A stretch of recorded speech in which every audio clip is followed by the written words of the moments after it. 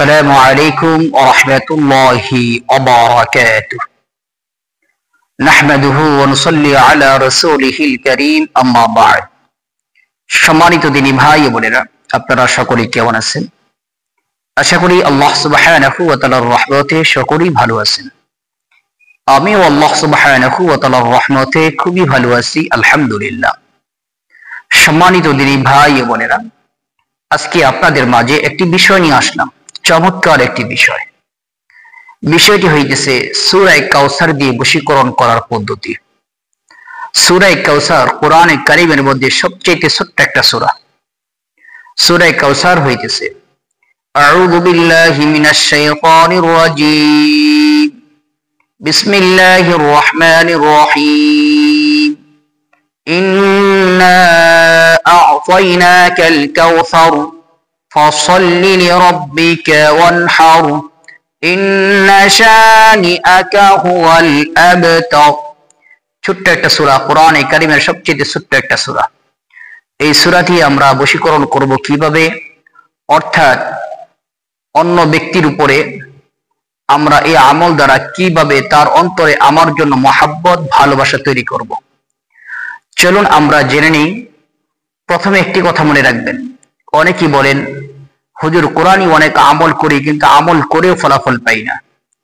আমি আপনাদেরকে বলবো কোরআনই আমল কখনোই বিফলে যায় না। তাহলে কাজ হয় না কেন? কাজ না হওয়ার কারণ হইতেছে আমি আপনি ঠিকভাবে কোরআনই আমল করতে পারি না।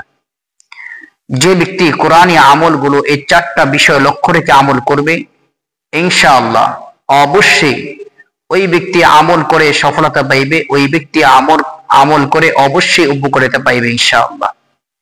চারটা বিষয় কি কি? 1 নম্বরে কোরআনে আমল করতে হবে সৎ উদ্দেশ্যে। 2 নম্বর কোরআনে আমল করতে হবে পরিপূর্ণ বিশ্বাস নিয়ে। 3 নম্বর গুনাহ ছেড়ে দিতে হবে। 4 নম্বর বেশি বেশি আল্লাহ পাকের নিকট দোয়া করতে হবে। এই চারটা বিষয় লক্ষ্য রেখে যখনই আপনি কোরআনে আমল করবেন 100% আপনি আমল করে উপকারিতা পাইবেন। এবার আসুন আজকের মূল বিষয়। আমরা সূরা কাউসার দিয়ে বশীকরণ করব কিভাবে? সূরা কাউসার দিয়ে আমরা বশীকরণ করব 2 ভাবে।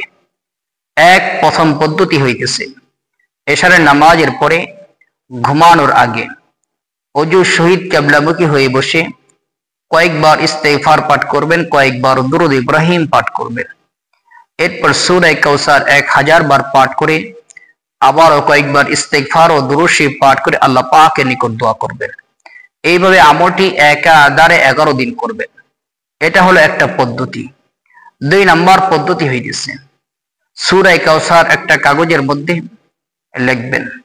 একটা কাগজের মধ্যে এইভাবে লিখবেন, একবার লেখা শেষ হবে আবারও লিখবেন, এভাবে 21 বার লিখবেন।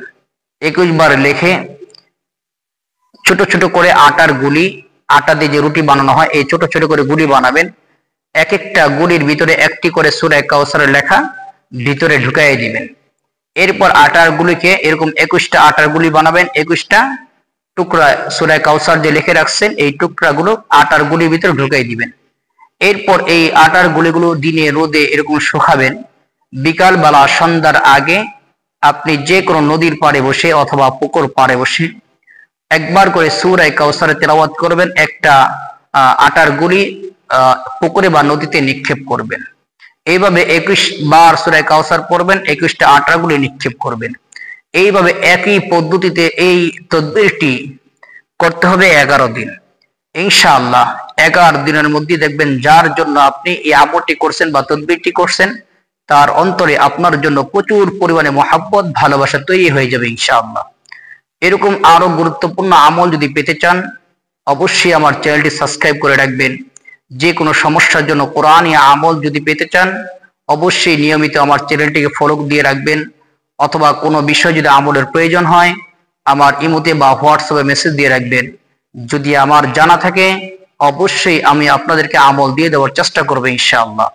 আল্লাহ সুবহানাহু ওয়া তাআলা আমাদেরকে যে কোনো সমস্যার জন্য কোরআনী আমল করার তৌফিক দান করুন, আমিন। আসসালামু আলাইকুম ওয়া রাহমাতুল্লাহি ওয়া বারাকাতুহু।